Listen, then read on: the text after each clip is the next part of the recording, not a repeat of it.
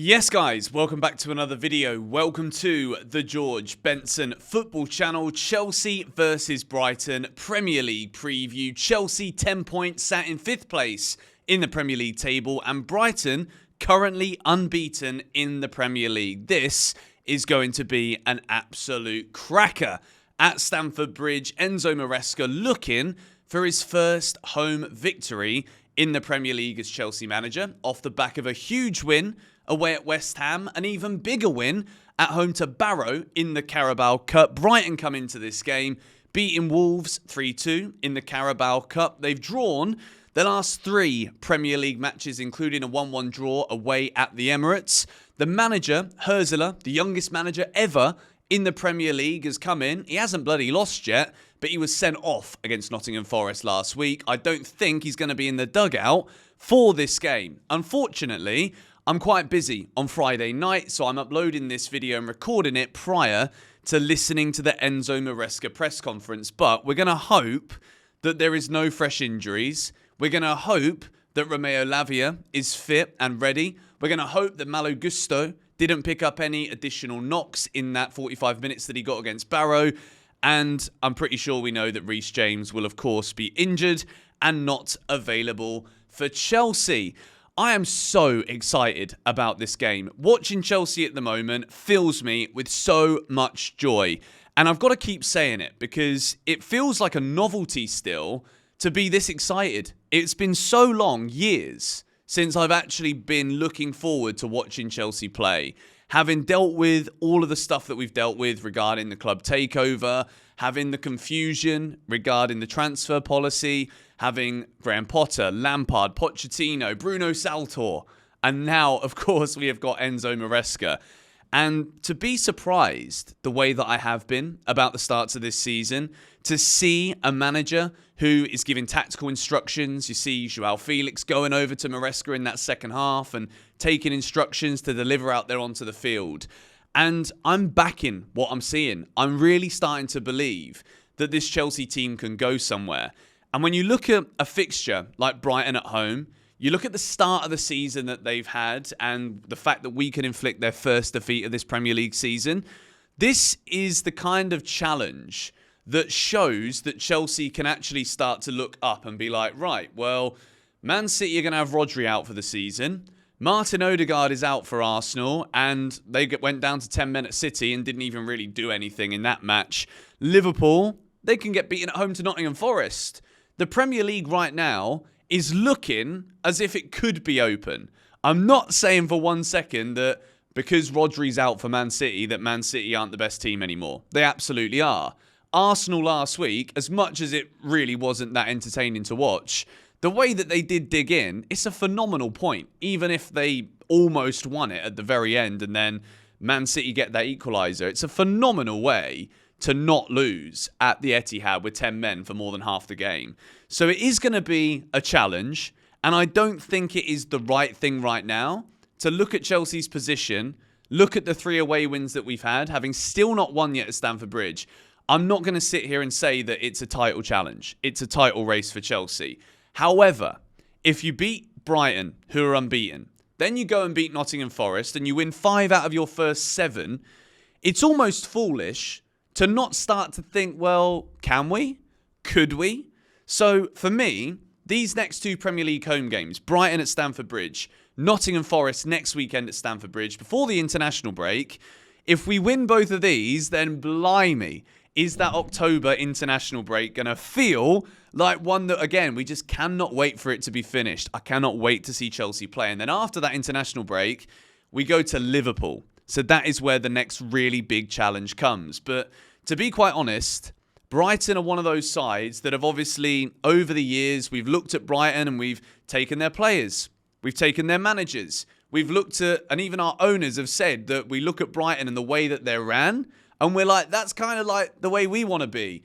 But I think Chelsea now, with Enzo Maresca, with the way that the players are buying into Maresca, and the fact that we have got so much competition for places, I think every single match right now not only is filling me with massive excitement, but the fact that we seem to be growing. We have had the blitz victory at Wolves. We've had the ugly victory At Bournemouth, we've had the bloody hell. Can we set up against individual teams and punish them victory against West Ham? But then the home games, this is where there's been an issue. Man City, at the start of the season, we're still learning, we're still growing. We got beat. Not really a surprise. I think most teams expect to be beaten by Man City. Crystal Palace at home. Once again, a frustrating Chelsea game where we kind of struggle to create chances. But I think playing against Brighton might suit Chelsea more than a team like Palace that can really just go into a little ball almost, go into a shell and just pack loads of men in the defence and frustrate Chelsea.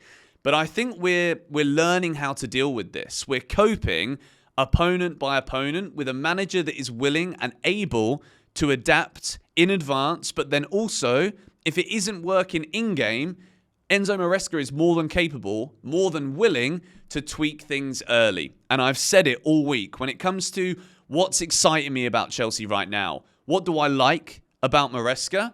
It's how proactive he is on the touchline, calling players over for tactical instruction, making substitutions with the variety of kind of players that we've got. You've got Pedro Neto, who can play on the wing, and he's great to get in behind and use his pace. But then you've also got other wingers like Sancho, who's maybe better with the ball at his feet, maybe better in tight spaces and linking up with other players. And I think what we're going to see throughout the course of this season, and what I've said in the podcast this week, if you haven't yet watched the podcast episode, it's the last video on the channel, or the audio link on Spotify and Apple Podcasts is in the description. I said there that it is this adaptability about Maresca right now, as I knock the microphone, that is making Chelsea difficult to prepare against. Whereas in the past, it's been difficult for Chelsea to prepare for what we're coming up against because maybe the managers weren't tactically as astute to combat other teams that way as Enzo Maresca seemingly is. So, we've built the game up a little bit now. It is time to build my Chelsea 11. And of course, as I have done for the majority of this season, I give the team that I think it's going to be, and then I give an alternative option, which is either what I think Maresca will pick, or in the case of today, I have gone and created a side that fits both Nkunku, Palmer, and Jackson in the starting 11. And I want to know what you guys think about it. I'm not saying that it should be this, but the first team that we're going to build is the one that I think it should be. And then we're going to give the decoy team because I want to know what you guys have to say about it in the comments below. Starting off with what I think it's going to be, a 4-2-3-1 that sees Robert Sanchez continue as Chelsea's number one keeper.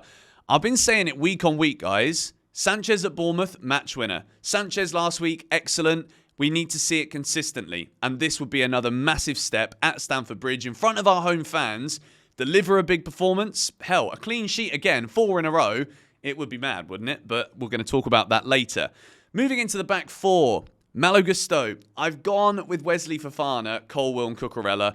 It was pretty much a 50-50 between putting Tosin over Fofana or do I stick with Fofana?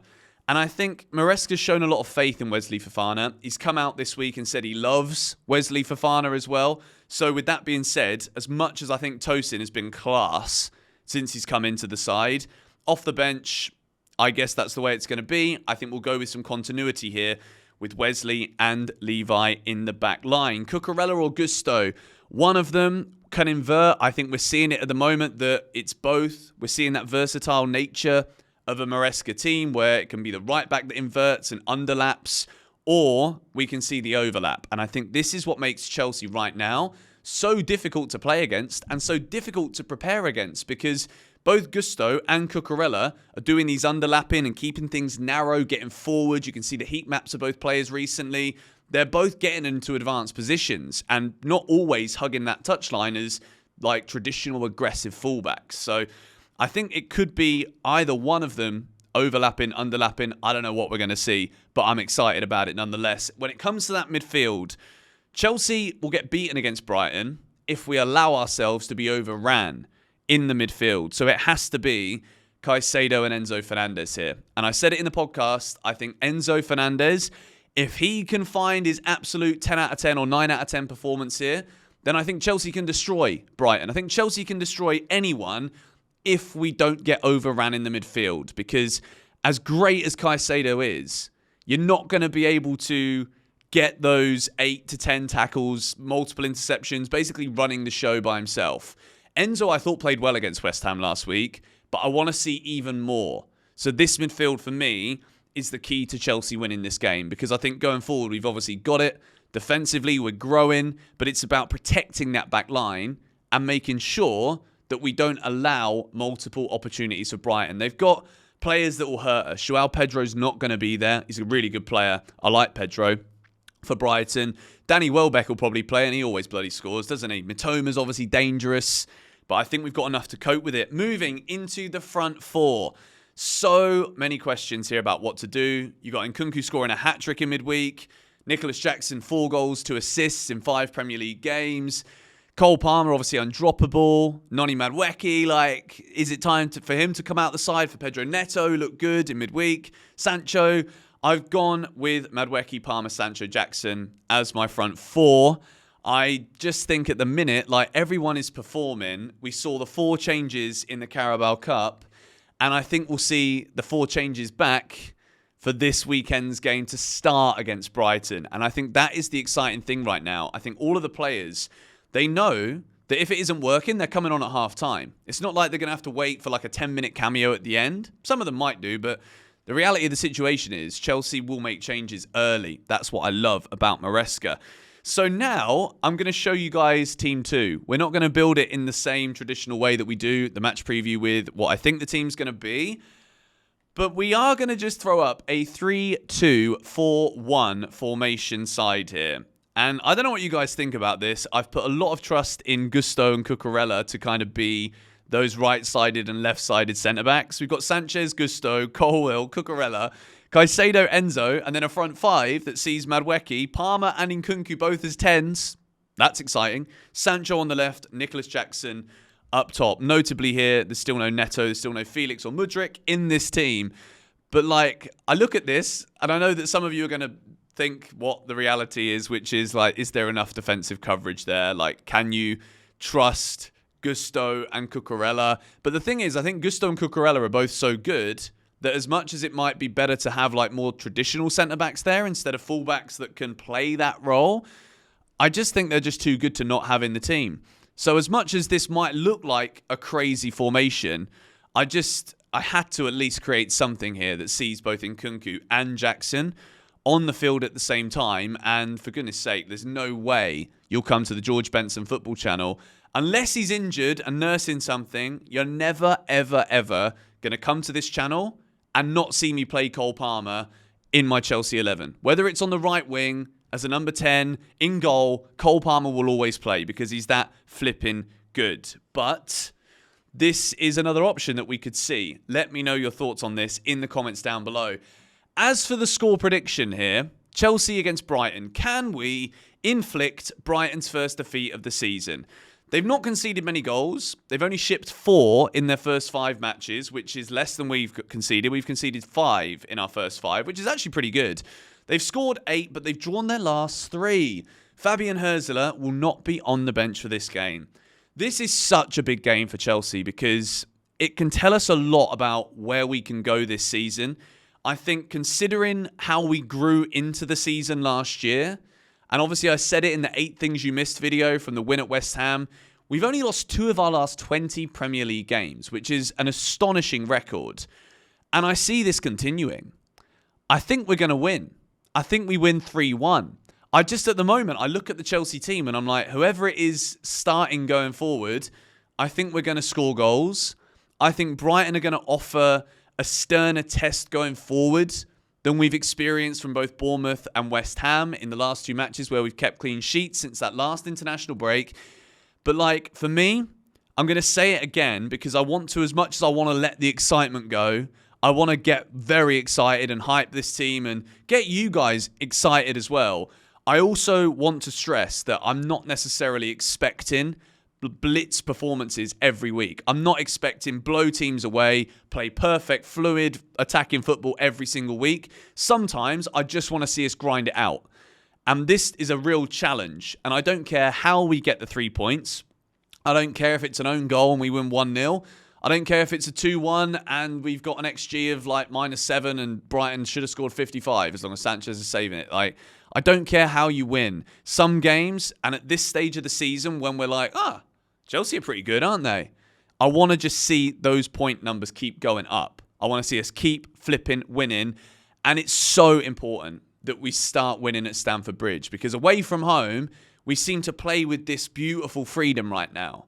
And at Stamford Bridge, I think it's starting to change. I think the fans are going to be really behind the team here. Maresca made the call post-match against Barrow. He's like, look, we need the fans against Brighton.